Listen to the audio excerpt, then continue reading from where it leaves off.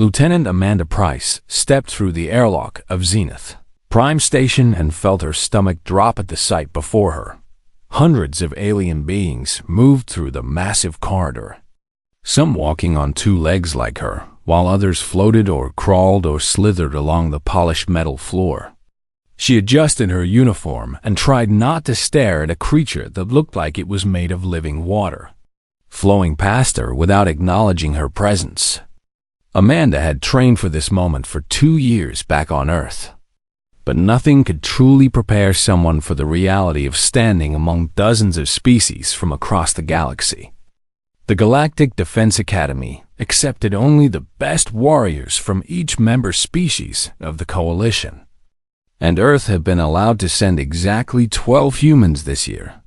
Amanda felt the weight of representing her entire planet pressing down on her shoulders as she followed the glowing path markers toward the combat training hall.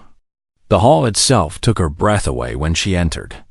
Easily the size of 10 football fields, with a ceiling that stretched up so high it disappeared into artificial clouds.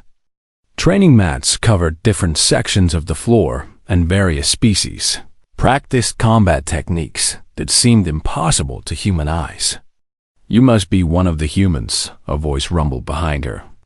And Amanda turned to face an instructor who had 4 arms and skin that looked like polished copper. "I am Instructor Velker, and I run the hand-to-hand combat program here." Amanda saluted the way she had been taught, and Velker's face split into what might have been a smile or might have been something else entirely. "Your kind is very new to the Coalition," he said, crossing all 4 arms at once. "Many here wonder if humans can keep up with species that have been training for warfare for thousands of years."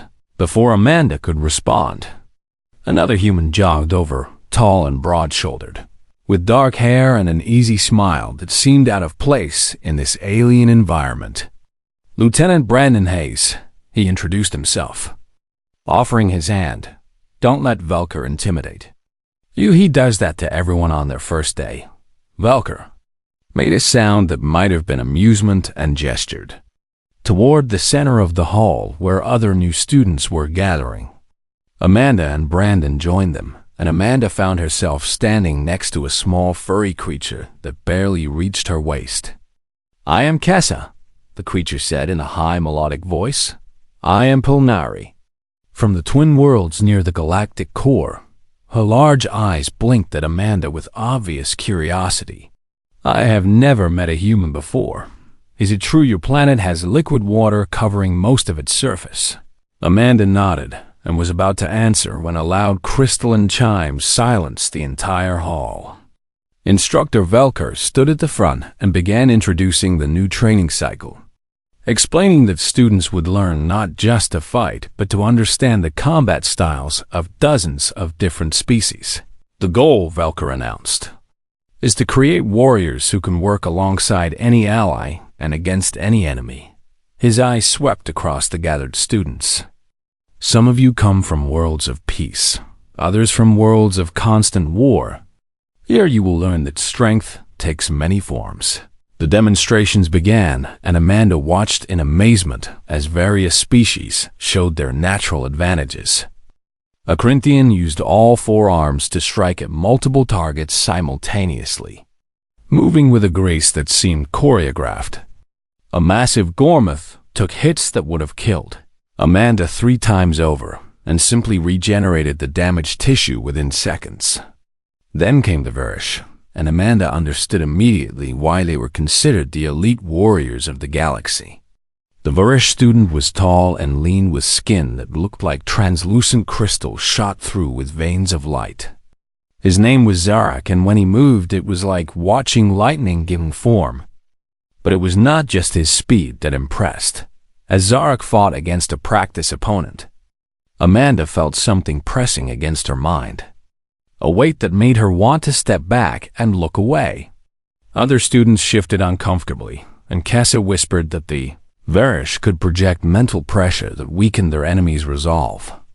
When it came time for the humans to demonstrate, Brandon stepped forward and performed a series of basic combat moves that the instructors had approved.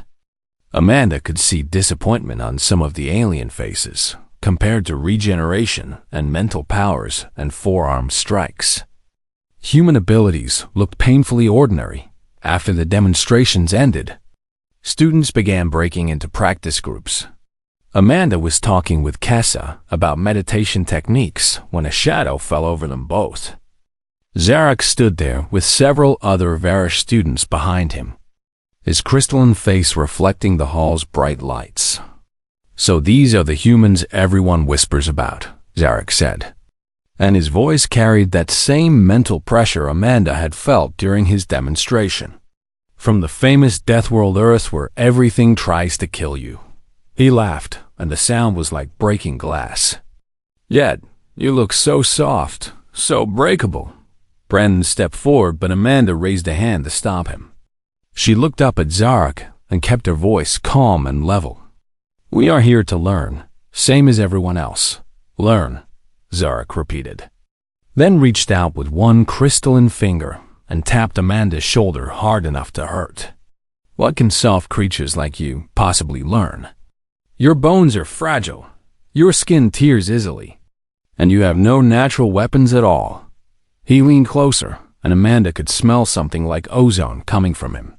"Human females must be especially weak. I doubt you could last 30 seconds in a real fight." The practice hall had gone quiet, and Amanda felt dozens of eyes watching this exchange. She knew this moment mattered, not just for her, but for every human who would come after her to this academy. "I accept your challenge," she said clearly, and Zarek's eyes flashed with satisfaction. "Tomorrow, then," he agreed. A practice bout under standard rules. He turned to leave but paused and looked back. "Try not to break too easily. I would hate for the match to end before it begins." After the Varish left, Brandon put a hand on Amanda's shoulder. "Are you sure about this?" he asked quietly. "The Varish are trained from childhood, and their bodies are literally harder than stone." Amanda nodded, watching Zarek and his group leave the hall. "If I back down now, every alien here will think humans are cowards." She looked at Brandon and then at Kessa, who seemed worried. "Besides, I have dealt with bullies before. They are the same no matter what planet they come from."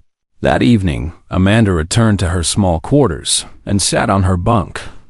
Staring at the metal walls, she activated the communication panel and called home, knowing the signal would take several minutes to reach Earth. When Katie's face appeared on the screen, Amanda felt homesickness hit her like a physical blow. Her younger sister looked so young at 16, her hair in the same ponytail Amanda used to wear. "How is space?" Katie asked excitedly. "Have you met any cool aliens yet?" Amanda smiled and told her about Kessa and the training hall and the incredible diversity of species. But she did not mention Zarek or the challenge or the pressure she felt to prove humanity's worth. Katie did not need that burden.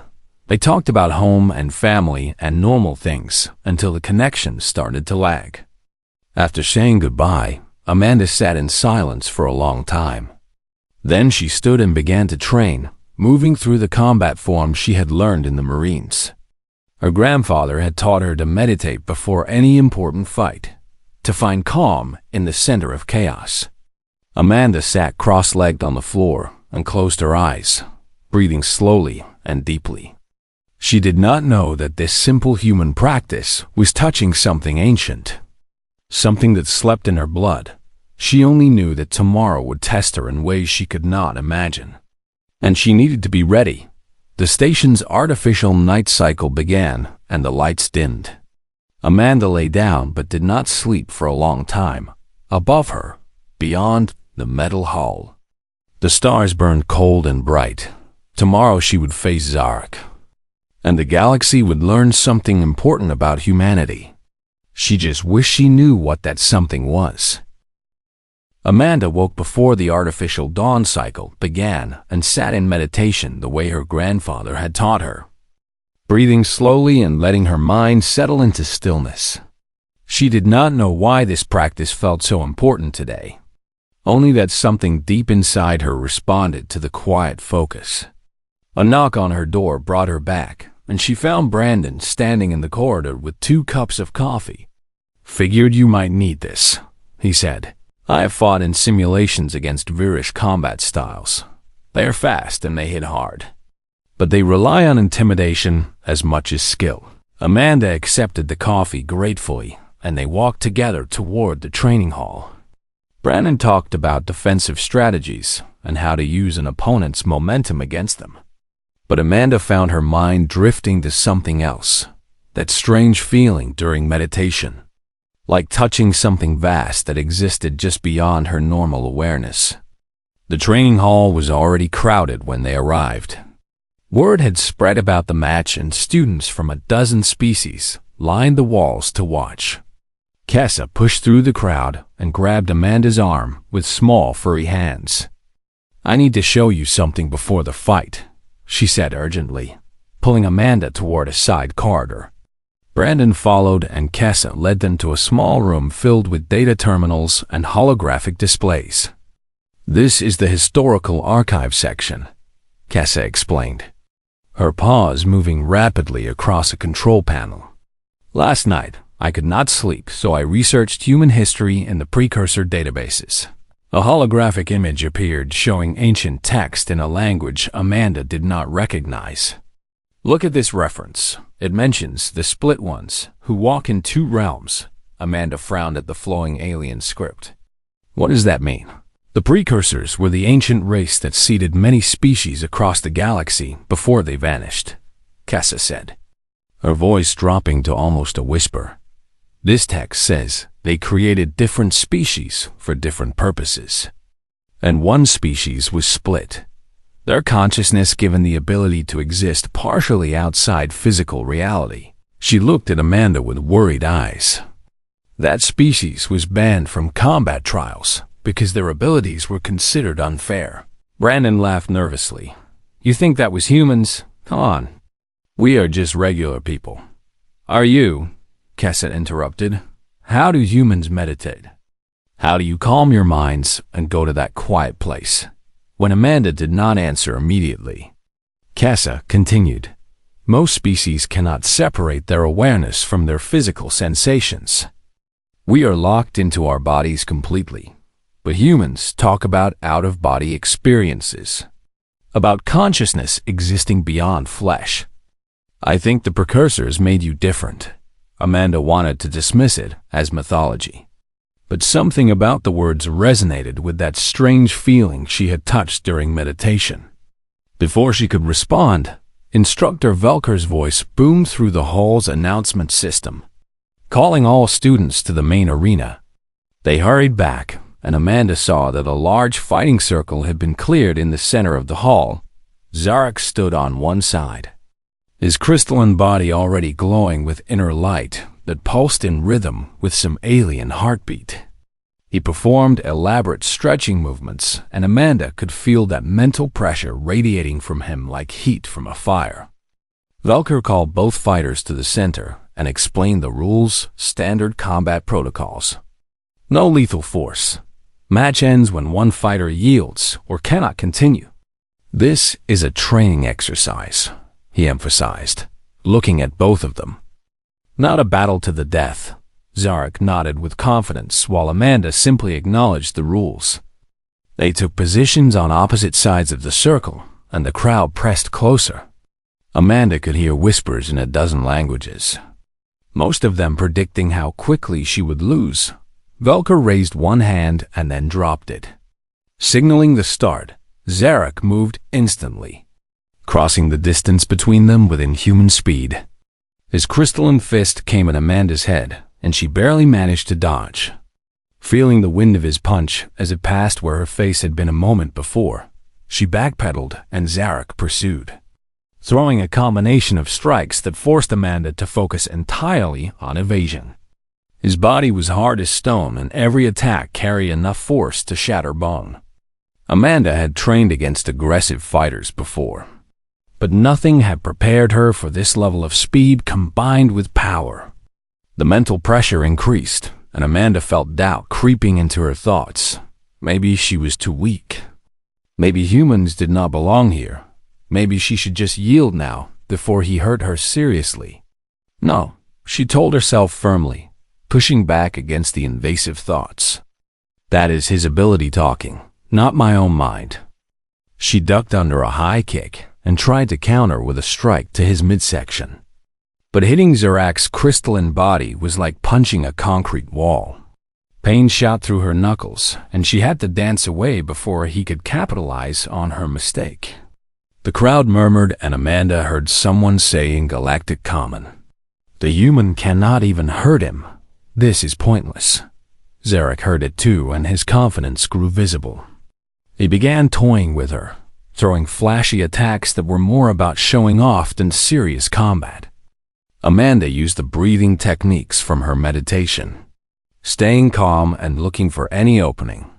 Minutes passed, and Amanda's muscles began to burn from constant movement.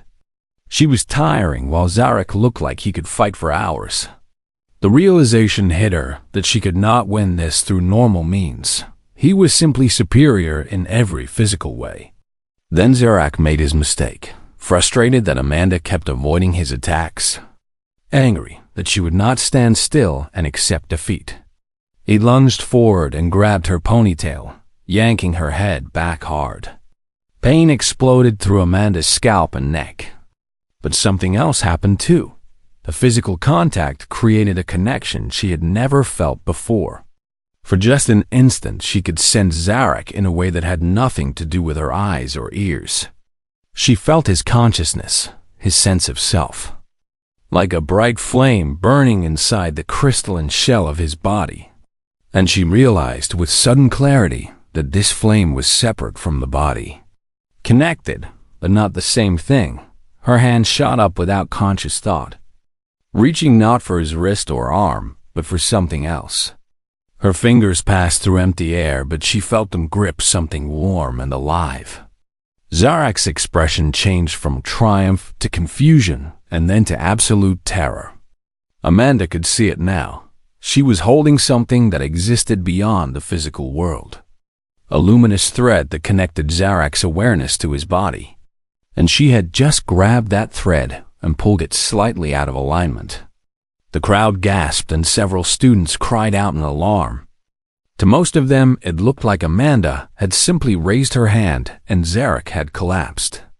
But a few species with psychic sensitivity could perceive the truth. Cass's voice cut through the noise. High and frightened, "She is touching his spirit. Amanda, let go." But Amanda could not let go yet.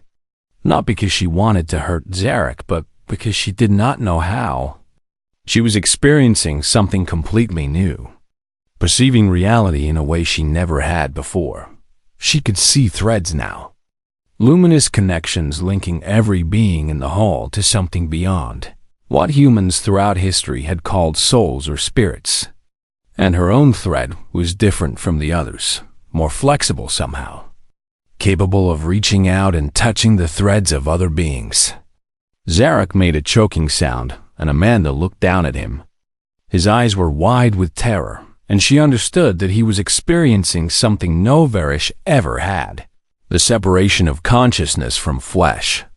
The feeling of his very self being pulled away from his body.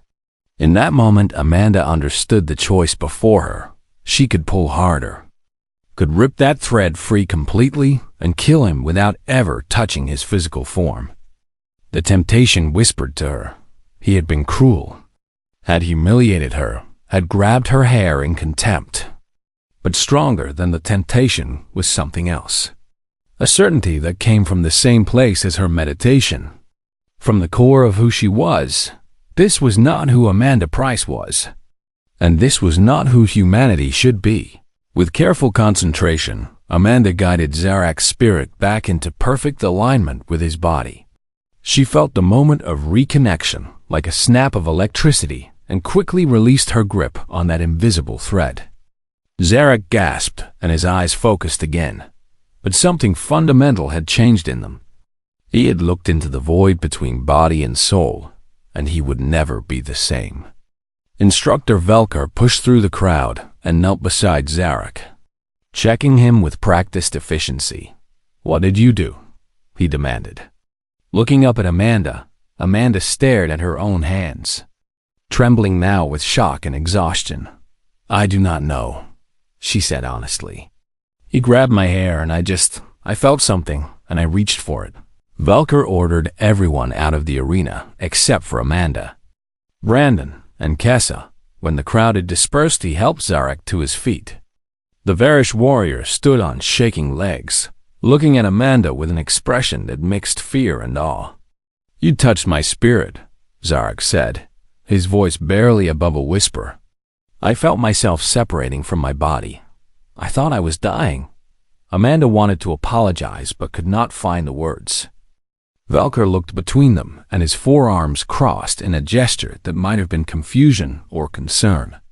"This incident will be reported to the Academy Council," he said. "Amanda, you are confined to quarters until they decide what to do with you." Brandon started to protest, but Amanda sat alone in her quarters, staring at the metal walls and trying to understand what had happened in the training hall. Her hands still trembled when she looked at them.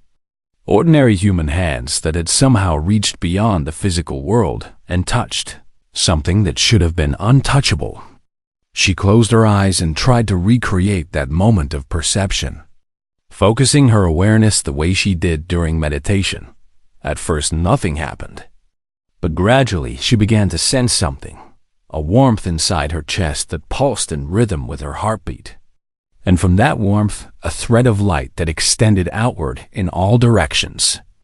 When she opened her eyes, the thread was still there, visible only in her peripheral vision. A luminous connection that seemed to anchor her consciousness to her body. And beyond her door, she could sense other threads. Hundreds of them throughout the station, each one representing a living being. A knock startled her back to normal awareness, and the threads disappeared. Brandon entered without waiting for permission, followed by Kessa, who clutched a datapad to her furry chest. "We have been researching all morning," Brandon said, closing the door behind them. Kessa found more information about the precursors and what they did to humanity's ancestors. Kessa activated her datapad and holographic images appeared above it, showing genetic sequences and brain scans and complex diagrams Amanda could barely understand. The precursors did not just modify one species, Kessa explained. They experimented on dozens, trying to create beings with different abilities. "Why?" Amanda asked. "War," Brandon said grimly. The files Kessa found reference an enemy that the precursors could not defeat through conventional means, beings that existed partially outside physical reality. Entities that could possess and corrupt other species. Kessa nodded, her large eyes reflecting the holographic light. So the precursors took a primitive species from Earth and modified their neurology, splitting their consciousness in a way that allowed them to perceive and interact with the spiritual realm. She looked at Amanda with something like pity. "They turned your ancestors into weapons, Amanda. Soldiers who could fight enemies that normal beings could not even see." Amanda felt cold, despite the comfortable temperature in her quarters. "What happened to them? To the original humans with these abilities?" "The precursors fell," Kessa said quietly. "Their civilization collapsed in some great catastrophe, and the modified humans were left on Earth with no knowledge of what they were or why they had been created." She gestured at the genetic sequences. "Over thousands of years, the abilities went dormant, sleeping in your DNA, waiting for the right trigger to awaken them." Brandon leaned against the wall. That trigger was direct physical aggression combined with the meditative state you were in during the fight. He looked at her seriously. "When Zarek grabbed your hair, when he made physical contact with hostile intent, it activated something in your consciousness that has been sleeping since the precursors died." Amanda remembered that moment. The sudden clarity when she could see beyond the physical. But why me specifically? Why not other humans? Maybe it has happened to others, and they did not recognize it. Kessa suggested. Human history is full of mystics and shamans who claim to see spirits and touch the souls of the living. What if they were not crazy? What if they had accidentally triggered this ability? A communication alert interrupted them, and Velker's face appeared on the wall screen. Lieutenant Price, the Academy Council has convened an emergency session regarding your incident with student Zarek, he said formally. You are required to appear before them in 1 hour. The screen went dark and Amanda felt her stomach tighten with anxiety. Brandon put a hand on her shoulder. We will come with you, he said. You cannot, Amanda replied. This is about what I did. I have to face it alone. Kessa made a distressed sound. The council includes representatives from dozens of species, and many of them already distrust humans. She clutched her datapad tighter. If they decide you are too dangerous, then they decide, Amanda interrupted, standing up and straightening her uniform. I am not going to hide from what I am or what I did. She looked at both of them. But thank you for finding this information. At least now I understand what happened. Even if I do not understand how to control it. The hour passed too quickly, and Amanda found herself walking through the station's corridors toward the council chambers. Other beings stepped aside as she passed, and she could feel their eyes on her. The human who could touch spirits. The representative of a species that was suddenly much more mysterious and dangerous than anyone had realized. The council chambers were circular, with seats rising in tiers all around a central platform. Representatives from every member species of the coalition sat in those seats, their forms ranging from humanoid to things Amanda could barely comprehend. At the highest tier sat the council elder, an ancient being from a species called the Vothrai, whose civilization predated even the precursors. Amanda stepped onto the central platform and tried not to feel intimidated by the hundreds of eyes focused on her. Velker stood at a podium and summarized the incident objectively, describing what he had witnessed and what medical scans of Zarek had revealed. The human's action caused a temporary displacement of student Zarek's consciousness from his physical form. He concluded, no permanent damage was detected, but the psychological trauma was significant. A representative from the Varish species stood, his crystalline body reflecting the chamber's lights. This human demonstrated an ability that should not exist, he said angrily. She reached into Zarek's very essence without permission, without warning, and nearly killed him. He pointed at Amanda. How can we allow such dangerous beings to remain in the coalition? Other voices rose in agreement and disagreement, the chamber filling with arguments in a dozen languages. Amanda stood quietly and waited for the chaos to settle. Then Zarek himself entered the chamber, and every voice fell silent. He walked to the platform and stood beside Amanda, his posture humble in a way that seemed completely unlike the arrogant warrior from yesterday. Council members, he said, I request permission to testify about what occurred. The council elder gestured approval, and Zarek took a breath before speaking. I provoked Lieutenant Price with insults and physical aggression, he admitted. I grabbed her hair in a gesture meant to demonstrate dominance and humiliate her before her peers. His voice carried shame now. What happened next was my own fault, and it taught me something I believe the council needs to understand. He turned to look at Amanda. When she touched my spirit, I felt terror unlike anything I have ever known.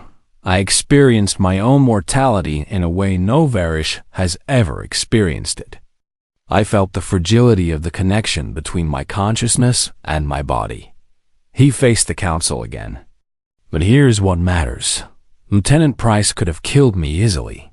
She held my very essence in her hand and could have ripped it free, ending my life without leaving a mark on my body. The chamber was absolutely silent now, but she did not, Zarek continued. She showed restraint and mercy when she had every reason to seek revenge for my insults. He stood straighter. This human demonstrated more honor in that moment than I showed in all my arrogance. A murmur went through the assembled representatives, and the council elder raised one appendage for silence. Lieutenant Price. The ancient voice resonated through the chamber. Do you understand what you are capable of? Amanda met those ancient eyes. I am beginning to. Elder, and what do you intend to do with this ability? The question hung in the air, and Amanda knew that her answer would determine not just her own fate, but possibly the fate of all humanity in the coalition. She thought about her grandfather's teachings, about choosing protection over violence, about being strong enough to show mercy. I intend to learn to control it, she said clearly, and I intend to use it only in defense of others, never for revenge or conquest. She looked around at the assembled species. Humanity did not ask to be created as weapons. We did not choose to have this ability sleeping in our blood, but now that it has awakened, we have to choose what kind of beings we want to be. Another representative stood.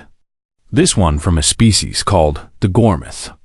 How do we know other humans will share your restraint? He asked. If this ability is genetic, then millions of humans might possess it. We do not know, Amanda admitted honestly. But judging an entire species by what they might do is not justice. It is fear. She straightened her shoulders. Give us a chance to prove ourselves. Let me and the other humans here train properly. Learn to understand and control these abilities. And if we fail, if we prove dangerous, then you can decide what to do then. The council debated for what felt like hours, while Amanda stood on the platform. Zarek remained beside her despite having no obligation to do so, and she found herself grateful for his unexpected support. Finally, the council elder spoke. The coalition will allow humanity to remain as members, the ancient voice announced. But with conditions. All humans at this academy will undergo training to understand and control their spiritual abilities. A new division will be created to study and properly channel these gifts. And humans will be monitored to ensure they use their abilities responsibly. Relief flooded through Amanda, but the elder was not finished. The training facility that the council assigned to the new spiritual defense corps was located in a quiet section of Zenith Prime Station, away from the main academy buildings.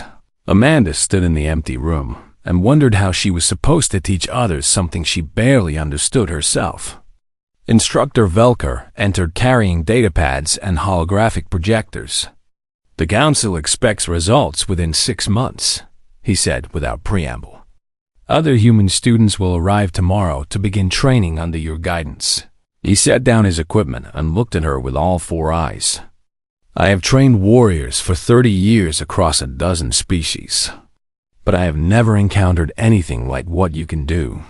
Amanda appreciated his honesty. I do not know if I can teach it, she admitted. It just happened during the fight. Like some instinct taking over. Then we start with instinct, Velka replied. Every combat skill begins with unconscious reaction and becomes conscious technique through practice. He activated a holographic display showing neural scans. Kessa provided me with her research on precursor modifications.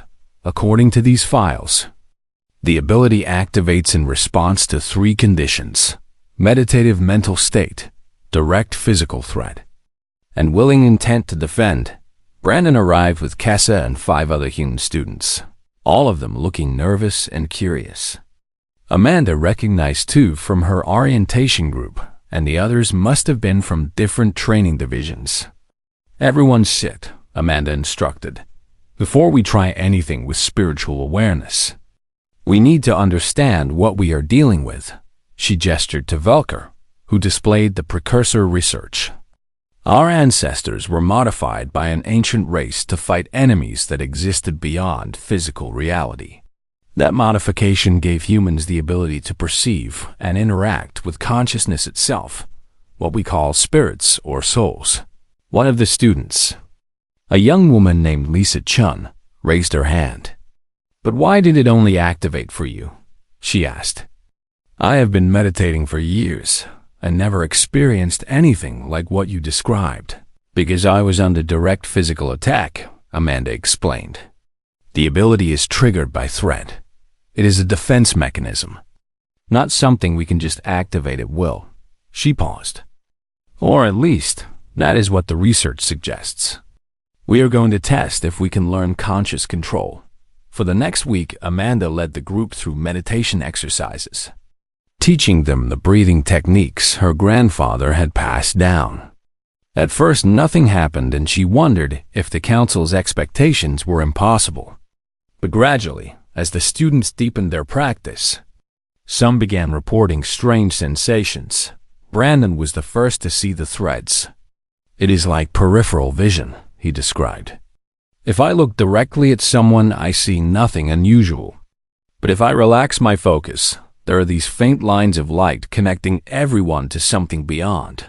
Lisa reported feeling her own consciousness as separate from her body, like she was riding inside her flesh rather than being her flesh. Others described similar experiences, and Amanda realized they were all accessing the same perception she had stumbled into during the fight with Zarek. Zarek himself attended every training session, sitting quietly and offering observations from his unique perspective. For most species, consciousness and body are completely merged, he explained to the group. We cannot separate our sense of self from our physical form. What you are learning to do would be impossible for us. Is that why you were so terrified? Lisa asked. Zarek's crystalline face shifted in what might have been emotion. I felt my existence coming apart, he said honestly. Imagine your soul being pulled away from your body while you were still alive. That is what Amanda's touch did to me. He looked at Amanda, and that is why control is so important. In the wrong hands or without proper restraint, this ability could be a weapon of horror. The training intensified, and Amanda discovered that she could teach others to perceive the spiritual realm consciously. Within a month, all 7 human students could see the threads that connected living beings, could sense the separation between consciousness and form. But perceiving was different from interacting. Amanda worked with Zarek to develop exercises that allowed humans to reach out and gently touch another being's spiritual thread without causing harm. It required intense focus and the willing cooperation of the person being touched. Zarek volunteered for these practices despite his obvious discomfort. You must learn the difference between touching and grasping, he told them. Amanda grabbed my spirit in panic during our fight, but she could have simply touched it, felt it without displacing it. He closed his eyes as Brandon attempted the exercise. There, I felt that. A light pressure like someone brushing against my awareness. Brandon opened his eyes, looking amazed. I can feel your consciousness, he said. It is warm and bright, and it feels distinctly like you, separate from your body. The breakthrough came during the 3rd month when Lisa successfully displaced another student's spirit by a tiny fraction. The student, a man named Chris Ford, gasped, and his eyes went unfocused for a moment. That was, wow, he said shakily. I felt myself starting to separate, like being pulled underwater, but in a direction that does not exist in normal space. Amanda made them practice endlessly. Touching without grasping, sensing without invading, learning the delicate control that made the difference between defense and assault. Velker observed every session and reported progress to the council. But Amanda knew they were still far from understanding the full implications of humanity's ability. Then Kessa made another discovery in the precursor files. She burst into the training room one morning with her datapad clutched tight. I found the reason the precursors created humans this way, she announced. There are references to an enemy they called the Hollow Ones, beings that existed without physical form, entities of pure consciousness that could possess other species. Amanda felt a chill. And humans were created to fight them. Yes, Kessa confirmed. The precursors needed warriors who could perceive and combat entities on the spiritual plane, because normal weapons were useless against beings with no bodies. She displayed images of ancient battles, holographic representations of conflicts that took place thousands of years before. The war ended when the precursors fell, but the files suggest the Hollow Ones were not destroyed. They were driven away, pushed to the edges of explored space. Velker's expression grew grim. If these entities still exist, then humanity's abilities are not just a curiosity, Amanda finished. They are a defense the galaxy might desperately need, as if summoned by their words. An emergency alert sounded throughout the station. All students and instructors were summoned to the main command center where Admiral Crenshaw, a stern Corinthian who commanded the academy, stood before a holographic display showing a remote sector of space. 3 days ago, we lost contact with the mining colony on Theta 7, the Admiral announced. Initial investigation found the colony intact, but the settlers were behaving strangely, attacking each other without reason, speaking in languages they should not know.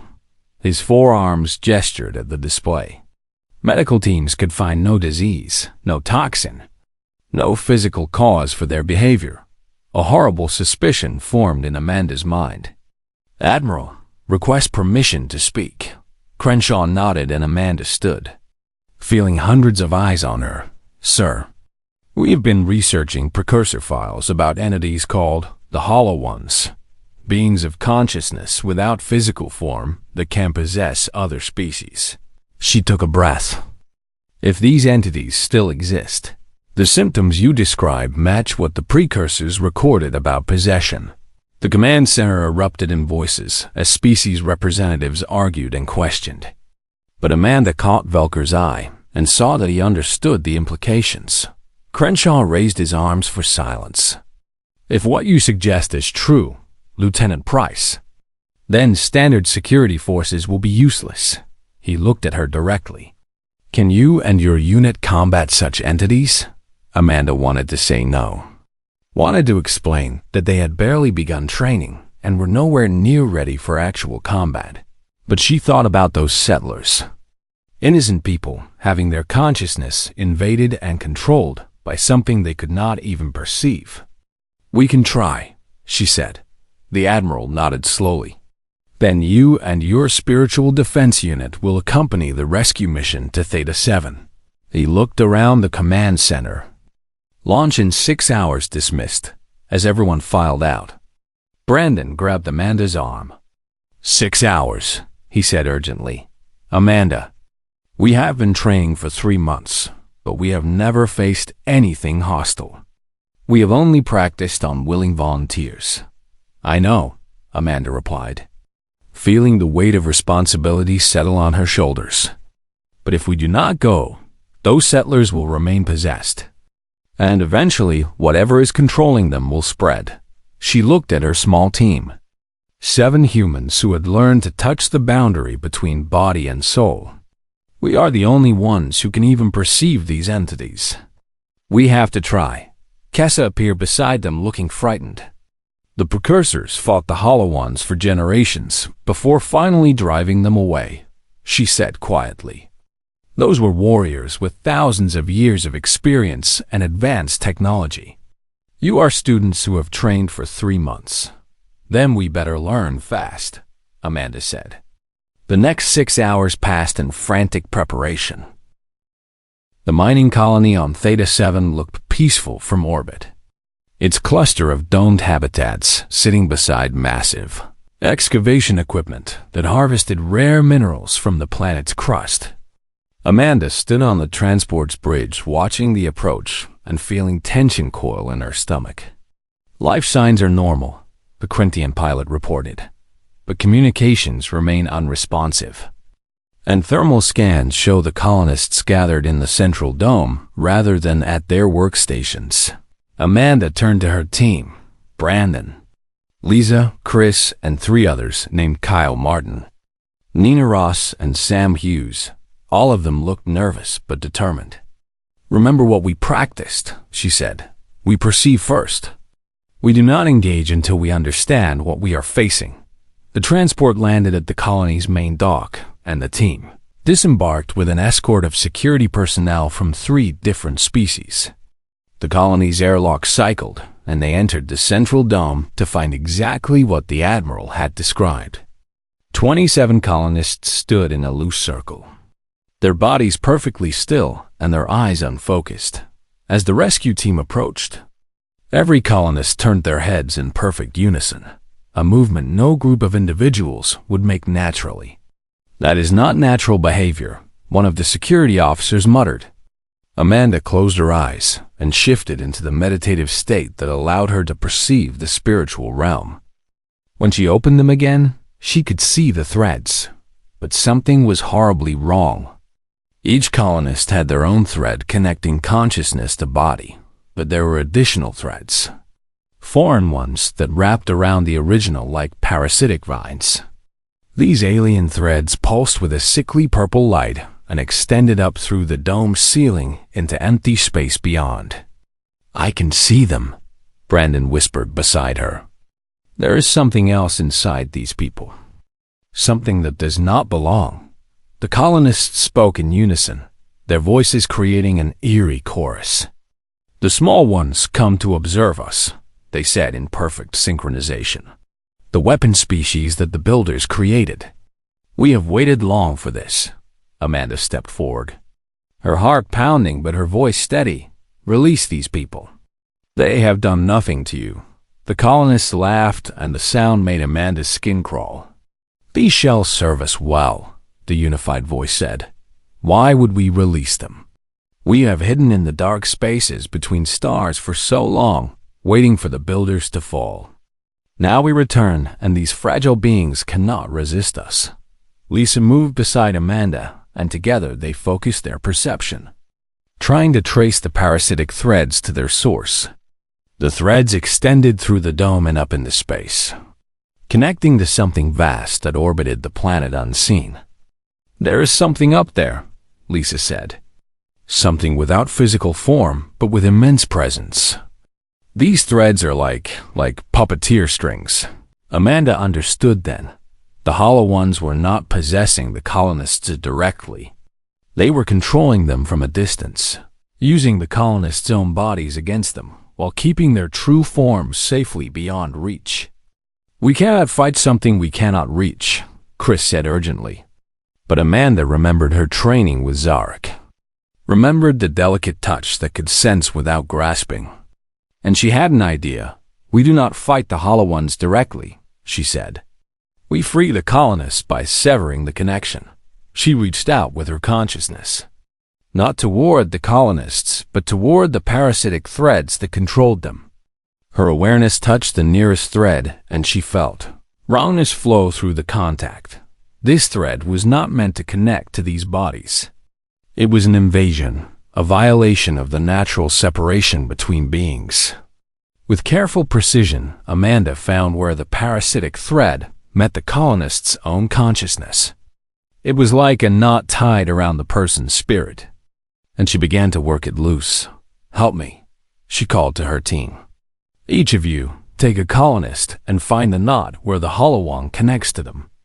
Untie it gently. If you pull too hard, you could damage their consciousness." Her team spread out, and Amanda felt them entering the spiritual realm with her. 7 human consciousnesses working to free the possessed colonists one by one. The unified voice of the hollow ones rose in anger. "You cannot sever our connection. You are too weak, too untrained." But Amanda discovered something the hollow ones had not expected. Human consciousness was uniquely flexible, able to slip into spaces and perform delicate manipulations that beings of pure spirit could not anticipate or counter. She freed the first colonist and watched his eyes focus with awareness again. He collapsed immediately, exhausted and confused but no longer controlled. Brandon freed another, then Lisa, and gradually the team worked through the possessed colonists one by one. The hollow ones fought back, trying to tighten their grip on the remaining colonists. But human fingers were already working at those knots, untying connections that should never have been made. Amanda reached the last colonist, a young girl no more than 8 years old, and felt rage burn through her at the sight of parasitic threads wrapped around such a young consciousness. She worked the knot loose with shaking awareness, fury giving her focus as the last connection severed. The girl opened her eyes and began to cry. Amanda caught her and held her. feeling the child tremble with fear and confusion above them. Beyond perception but sensed through the spiritual realm, the Hollow Ones retreated. Their presence withdrew into the dark spaces between stars where they had hidden for so long. "We will return," their voice echoed through the spiritual realm. "The weapon species are few and we are many. You cannot protect every world, every colony. The galaxy will fall to us eventually." Then they were gone, and the oppressive weight of their presence lifted. Amanda looked around at her exhausted team and the freed colonists. Security personnel were already calling for medical support and helping the colonists who could barely stand after their ordeal. The young girl Amanda held looked up at her with wide eyes. "What were those things?" she asked. "Something old and angry," Amanda replied gently. "But they are gone now. And you are safe." The journey back to Zenith Prime took 3 days, and Amanda spent most of that time thinking about what the Hollow Ones had said. They were right that 7 humans could not protect the entire galaxy. But humanity had billions of people, and this ability existed in all of them. When they docked at the station, Admiral Crenshaw himself waited at the airlock. "The Council has reviewed your mission report," he said. "You succeeded where conventional forces would have failed completely." He gestured for them to follow him. "They want to expand the Spiritual Defense Corps significantly." Over the next months, Amanda watched as more humans arrived at Zenith Prime for training. Word spread through Earth's population about humanity's ancient purpose, and thousands volunteered to learn spiritual combat. Zarak continued to work alongside the human trainees. His presence a reminder that cooperation between species was possible even after conflict. He had gone from Amanda's arrogant opponent to her most valuable ally. One evening, Amanda stood in the training facility, watching a new group of students practice meditation. Kessa appeared beside her, the small Pulnari's ears twitching with satisfaction. "The Council is no longer debating whether humans belong in the Coalition," Kessa said. "Now they debate how many human spiritual warriors should be assigned to each sector." Amanda smiled. "We went from being questioned to being essential. You showed restraint when it mattered," Kessa replied. "That day in the combat arena when you chose mercy over revenge, that choice changed everything." Amanda thought about that moment. About holding Zarak's spirit in her grasp and choosing to release him gently. "I was terrified," she admitted. "I did not know what I was doing, but you knew who you were," Kessa said. And that was enough. Amanda returned to her quarters that night and activated the communication panel. Katie's face appeared, and her sister's smile was immediate and warm. "Tell me everything," Katie demanded. "The news here is full of stories about humans with spirit powers and ancient enemies." "Is it all true?" Amanda laughed and spent the next hour telling her sister about Hollow Ones and spiritual combat, and the strange new role humanity had found in the galaxy. Katie listened with wide eyes and asked a dozen excited questions. After the call ended, Amanda sat in comfortable silence. She thought about her grandfather, who had taught her meditation without knowing its true significance. About Zarak, who had pulled her hair and triggered something ancient sweeping in her blood. About the choice between violence and mercy that every human with disability would have to make. The galaxy had underestimated humanity, seeing them as soft and weak and breakable. But strength was not just about hard bodies or sharp claws or mental powers. Real strength was having the ability to cause terrible harm and choosing compassion instead. Amanda stood and walked to her window, looking out at the stars that spread endlessly in all directions. Somewhere out there, the Hollow Ones waited and plotted. And somewhere out there, humans were learning to become the guardians the precursors had designed them to be. But unlike the ancient weapons created for war, modern humans would fight for something the precursors never understood, not conquest or dominance, but protection of the vulnerable and defense of the innocent. The training hall would be full again tomorrow. New students learning to touch the sacred boundary between body and soul.